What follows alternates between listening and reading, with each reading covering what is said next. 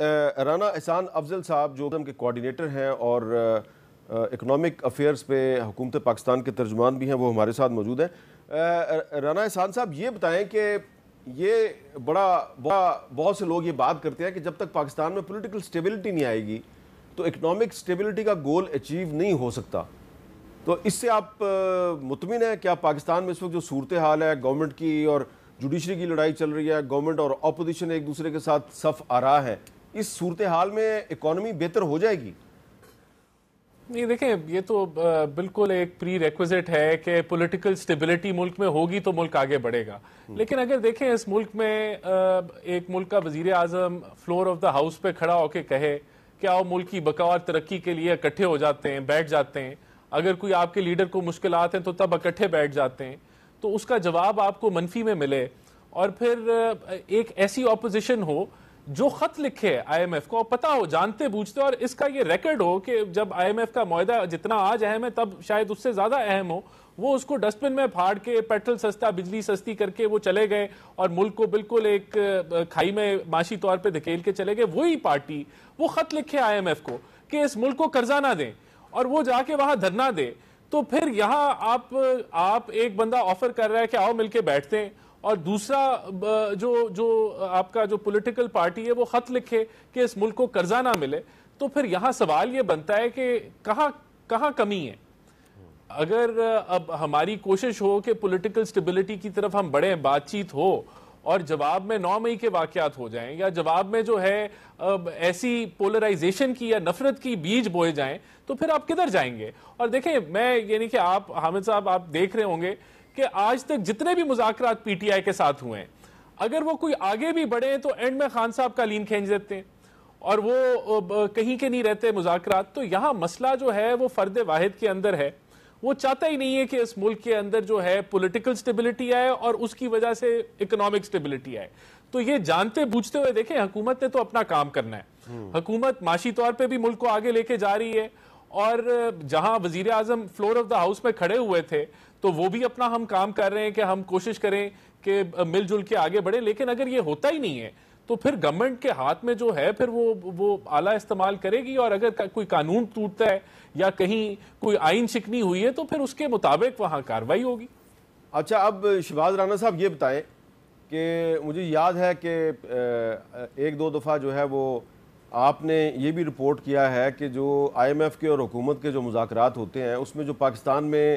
جو political instability ہے اس پر بھی بات ہوتی ہے، تو یہ جو حال ہی میں حکومت کی طرف سے یہ کہا گیا ہے کہ جی ہم تحریک انصاف پر پابندی لگا دیں گے، اور اس پہ امریکہ کی طرف سے رد عمل بھی آ گیا، تو آپ کو لگتا ہے کہ یہ معاملہ جو ہے یہ پاکستان اور آئی ایم ایف کے درمیان جو ایک معاہدہ ہوا ہے تو اس پر عمل درآمد کے راستے میں یہ معاملہ رکاوٹ بن سکتا ہے؟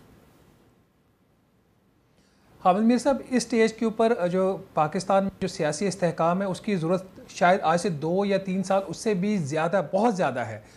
یہ جو ابھی معاہدہ آئی ایم ایف کے ساتھ ہوا ہے، رانا احسان صاحب کو بہت اچھی طرح پتہ ہے کہ یہ staff level agreement Khyber Pakhtunkhwa کی حکومت اور پاکستان پیپلز پارٹی کی جو 2 حکومتیں 2 صوبوں کے اندر، ان کے بغیر نہیں ہو سکتا تھا۔ یہ بات میں کیوں کہہ رہا ہوں؟ ان کا جو زراعت کے اوپر، ایگریکلچر کے اوپر جو ٹیکس لگنے جا رہا ہے، اس کے لیے جو مذاکرات ہیں آئی ایم ایف نے ڈائریکٹلی کیے ہیں صوبوں کے ساتھ، تو جب چاروں صوبائی حکومتوں نے اس کے اوپر ان پرنسپل اپنی ایگریمنٹ دیا ہے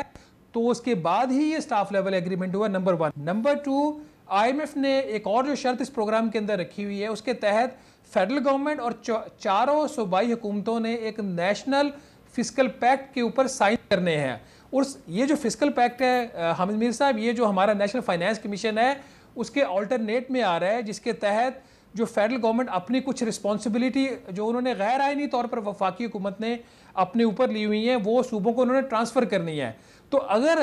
خیبر پختونخوا کی حکومت جو ہے وہ کل اس چیز کی رسپانسبلٹی لینے سے انکار کر دے، اگر کل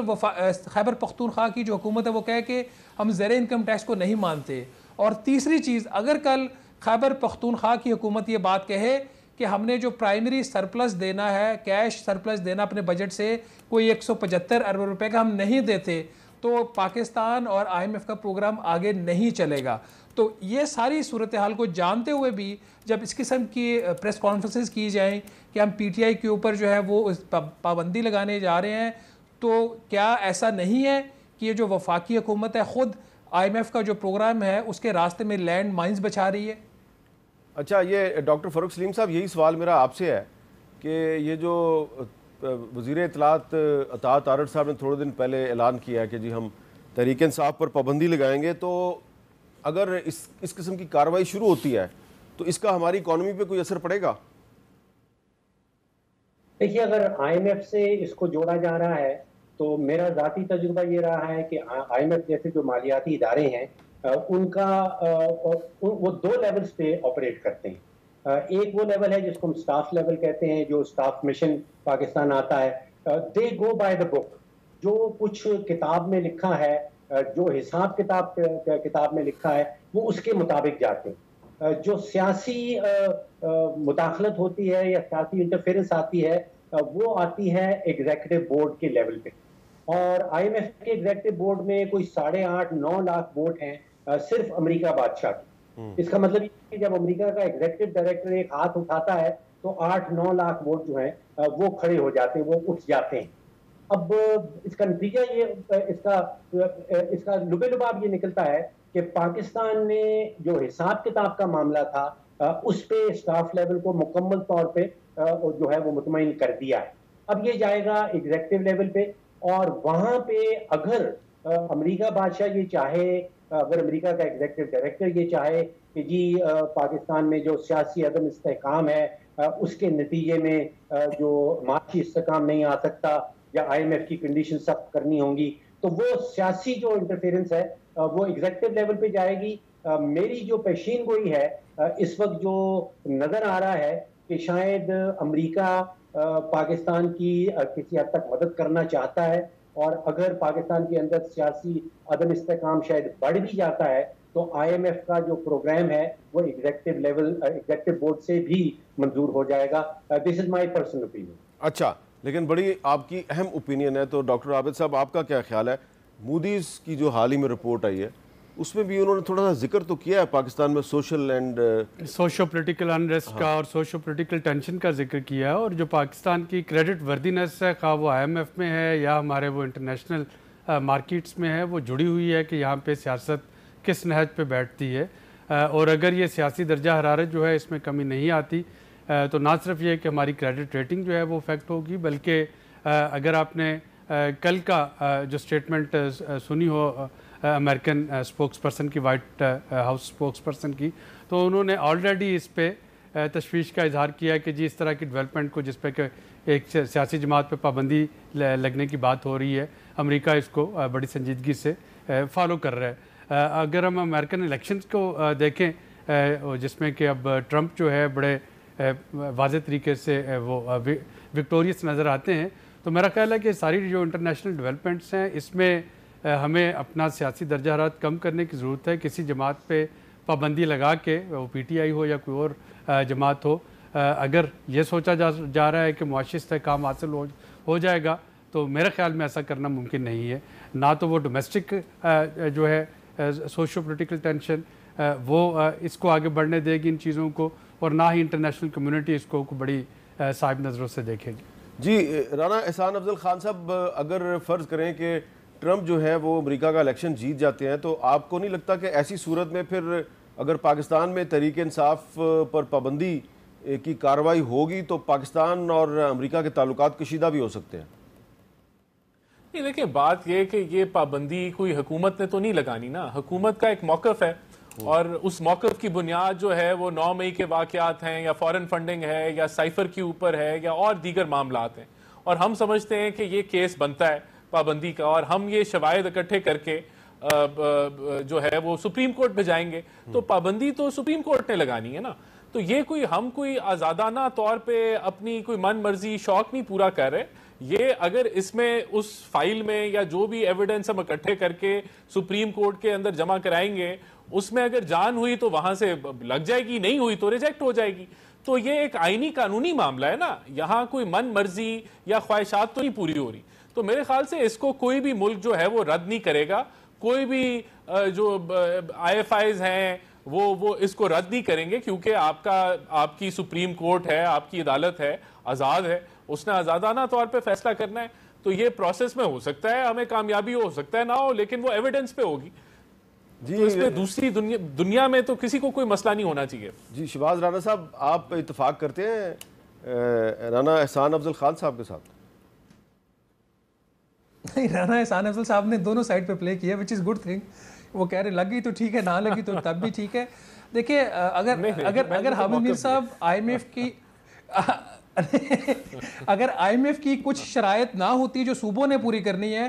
تو یہ سیاسی عدم استحکام کا اس طریقے سے آئی ایم ایف کے پروگرام کے اوپر اثر نہیں پڑتا. میں نے آپ کو 3 بڑی شرائط ان کی گنوا دی جس کی وجہ سے آئی ایم ایف کے پروگرام کے اوپر اثر پڑ سکتا ہے. کیش سرپلس کے پی نے بھی دینا ہے، باقی صوبوں نے بھی دینا ہے. نیشنل فسکل پیکٹ جو کہ جس کی اہمیت نیشنل فائنانس کمیشن کے برابر بتائی جا رہی ہے، وہ کے پی سائن نہیں کرے گا تو آپ کی 30 اکتوبر کی یا 30 سپٹمبر کی جو بھی آئی ایم ایف کا ٹائم پیریڈ ہے وہ پورا نہیں ہوگا. اور تیسرا جو زرعی انکم ٹیکس والا معاملہ ہے، تو آپ کو اس وقت صوبوں کو ساتھ لے کے چلنا ہے، نہ کہ ان کے خلاف آپ نے کوئی محاذ بنانا ہے. اس سے بڑھ کر جو چیز امپورٹنٹ ہے، جو special investment facilitation council Hamid Mir صاحب پاکستان میں بنی ہوئی ہے پچھلے، اس کا اب تقریباً 1.5 سال کا عرصہ ہونے والا ہے. ویسے اس کا نوٹیفیکیشن تو جون پچھلے سال میں آیا تھا. وہ جو آپ کا غیر ملکی سرمایہ کار ہے، چاہے وہ سعودی عرب میں بیٹھا ہوا ہے، چاہے متحدہ عرب امارات میں بیٹھا ہوا ہے، چاہے قطر میں یا کسی اور ملک میں بیٹھا ہوا ہے، کویت میں بیٹھا ہوا ہے، اس کو بھی ایک پولیٹیکل ایک چاہیے، اس کو کلیئرٹی چاہیے اور پولیٹیکل سٹیبلٹی چاہیے. یہ فیکٹرز بڑے اہم ہوتے ہیں. اور جس چیز کی طرف ابھی ڈاکٹر عابد قیوم سلیری صاحب نے اشارہ بھی کیا کہ اگر پاکستان میں سیاسی عدم استحکام رہتا ہے تو پاکستان کی جو کریڈٹ ریٹنگ ہے وہ عالمی منڈی میں اس وقت جو ہے اس کی حیثیت ایسی جنک بانڈ کی ہے، پاکستان کو کوئی قرضہ نہیں دے سکتا. ہم نے بجٹ کے اندر $1.5 ارب رکھا ہوا ہے جو ہم نے یورو بانڈ فلوٹ کر کے لینا ہے. تو اگر ہماری کریڈٹ ریٹنگ بہتر نہیں ہوگی تو ہم وہ بانڈ نہیں فلوٹ کر سکتے. تو یہ ساری چیزیں ایک ساتھ جڑی ہوئی ہیں، بجائے کہ اس سٹیج کے اوپر حکومت جو ہے جس کا کام ہوتا ہے تحمل کا مظاہرہ کرنا، وہ چیزوں کو ایسکیلیٹ کرے، ان کو چیزوں کو ڈی ایسکیلیٹ کرنا ہے. لیکن پاکستان معاشی اعتبار سے کسی بھی ایک سوال بڑا اہم ہے، اور وہ سوال میں رانا احسان صاحب آپ سے دوبارہ کرنا چاہتا ہوں کہ یہ بار بار ذکر ہو رہا ہے ایگریکلچر انکم ٹیکس، یعنی کہ زرعی انکم پہ جو ٹیکس ہے وہ صوبوں نے لگانا ہے. تو یہ 45% تک لگے گا. آپ کو یقین ہے کہ پاکستان کی جو چاروں صوبائی حکومتیں ہیں وہ یہ 45% تک زرعی انکم ٹیکس کولیکٹ کرنے میں کامیاب ہو جائیں گی؟ یہ دیکھیں، یہ تو یہاں تو ڈیجیٹائزیشن کا عمل آئے گا نا. جو ڈیجیٹائزیشن ہم کرنے جا رہے ہیں وہ میرے خیال سے سب سے بڑی اگر ریفارم یا فلیگ شپ ایجنڈا اس حکومت کا ہے ریسٹرکچرنگ کا یا ریفارم کا، وہ ڈیجیٹائزیشن کا ہے. اچھا. اور اس کے ذریعے ابھی اس وقت تک حامد صاحب میں آپ کو یہ بتانا چاہتا ہوں کہ 45 لاکھ لوگ جو آئیڈینٹیفائی ہو گئے ہیں جن کو ٹیکس نیٹ میں ہونا چاہیے، ان کی ہم انکم اسیس کر کے ان کی جو ہے جو لائبلٹی ان کی بنتی ہے ٹیکس کی، وہ پروسیس ہم سٹارٹ کرنے لگے. اور یہ انیشلی ابھی ڈیجیٹائزیشن کی سٹارٹ میں یہ چیزیں جو ہیں، یہ ڈیٹا جو موجود تھا جو استعمال نہیں ہو رہا تھا، ان کو ہم استعمال کر کے اس معاملے کو آگے لے کے جانا چاہ رہے ہیں. تو بالکل آپ آمدنی کو اسیس کرنا اور اس کے مطابق ٹیکس لینا ہی امتحان ہے. اور اس کا جو حل ہے وہ ہمارے نزدیک ڈیجیٹائزیشن ہے. اور وہ اس کے اوپر وزیر اعظم ہر مہینے خود میٹنگ لیتے ہیں، اور جو فائنانس منسٹر اور جو ایم او ایس ہے فائنانس کے، وہ ہفتے میں 1 دفعہ میٹنگ لیتے ہیں. تو یہ ایک ایسا پروسیس ہے جس کو ہم بالکل انگلی پکڑ کے فنیشنگ لائن تک انشاءاللہ پہنچائیں گے. اور اس ملک میں ٹیکس ایویژن اور ساروں کو ٹیکس نیٹ پہ لانے کا عمل اسی سے پورا کریں گے. اچھا، اب فاروق سلیم صاحب، میرا آپ سے سوال یہ ہے کہ یہ جو ٹیکس نیٹ کو بڑھانے کی بات ہو رہی ہے کہ جی اس کو ہم ایکسپینڈ کر رہے ہیں، تو کیا جو اقدامات ہوئے ہیں وہ آپ کے خیال میں کافی ہیں؟ کیا ریٹیلرز پر جو ٹیکس لگا ہے، جتنے % ریٹیلرز پہ لگا ہے وہ کافی ہے؟ کیا زیادہ بوجھ ایک دفعہ پھر جو سیلریڈ کلاس ہے اس پہ نہیں چلا گیا؟ جی سر، میرا موقف ٹیکس کے اوپر ذرا سا مختلف ہے. میں یہ سمجھتا ہوں کہ اگر آپ تاریخ کھول کے دیکھیں پچھلے 10 سے 12 سال کی، تو جو ٹیکس کی وصولی ہے وہ بہت ہی تیزی سے بڑھی ہے. اگر 12 پرانا کا بجٹ نکال کے دیکھیں تو اس میں جو حکومت نے خود سے حد طے کیا تھا یا سیٹ کیا تھا وہ کوئی 1500 ارب کا تھا. اور آپ دیکھیے کہ پچھلے سال کے بجٹ میں 9000 اور کوئی 400 ارب تھا، وہ تقریباً اچیو کر لیا تھا. اس کا مطلب کہ 10-12 سالوں میں ہم 1500 ارب سے تقریباً. لیکن میرا سوال یہ ہے کہ ٹیکس کی کلیکشن میں تو اضافہ ہوا ہے، ٹیکس بیس میں کتنا اضافہ ہوا ہے؟ دیکھیے، یہ ٹیکس بیس میں اضافہ کرنے کا جو نعرہ ہے یہ ایوب خان کے زمانے سے لگا تھا. اور اس وقت سے ہم سن رہے ہیں کہ ٹیکس بیس جو ہے وہ بڑھانا ہوگا. دیکھیے پاکستان کی زمینی حقیقت یہ ہے کہ لگ بھگ 40% آبادی جو ہے وہ شرح غربت سے نیچے رہ رہی ہے. اب جو شرح غربت سے نیچے رہ رہے ہیں اس سے آپ ٹیکس کی توقع تو نہیں رکھ سکتے. کوئی 66% آبادی ایسی ہے جو 33 سال کی عمر سے کم ہے. اب اگر 33 سال کی عمر سے کم ہے تو آپ سوچئے کہ 33 سال کے جو بچے ہیں وہ کتنی آمدن کر لیتے ہیں کہ آپ ان کے اوپر ٹیکس لگا سکیں گے. اب 50% آبادی جو ہے وہ خواتین کی ہے اور خواتین میں سے کوئی 16-17% خواتین ایسی ہیں جو لیبر فورس کا حصہ ہیں جو کچھ کماتی ہیں. تو باقیوں کے اوپر تو آپ ٹیکس نہیں لگا سکتے ہیں. میرا زور یہ ہے کہ ہمیں حکومتی اخراجات کم کرنے ہوں گے. جو ٹیکس بڑھانے والا معاملہ ہے اس کے اوپر جتنا کم زور دیا جائے وہ بہتر ہے, کیونکہ اگر 50% کارپوریٹ ٹیکس ہم نے رکھ دیا تو یہاں سے کمپنیاں بھاگ جائیں گی.